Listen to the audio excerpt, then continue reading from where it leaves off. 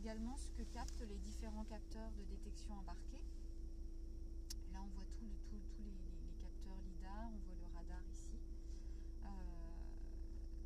Donc c'est quelque chose de très important pour le véhicule, d'avoir une détection extrêmement robuste de son environnement. C'est également pour gérer des cas d'utilisation complexe, type urbain, d'avoir un bon positionnement de la voiture.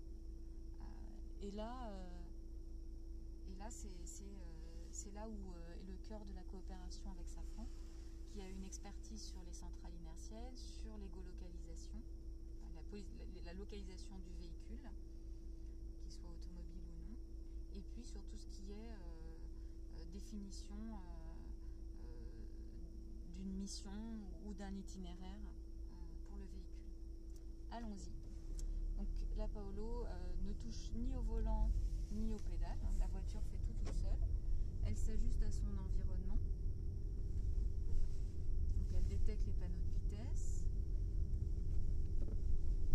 Là elle va détecter, le feu passe au rouge, on a de la chance, donc la voiture détecte que le feu est rouge, donc elle va s'arrêter automatiquement.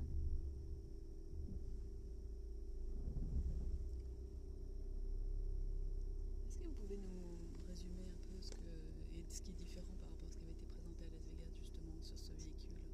Alors sur ce véhicule, effectivement c'est le type d'utilisation qu'on veut en faire et le niveau d'automatisation qui est différent en fait.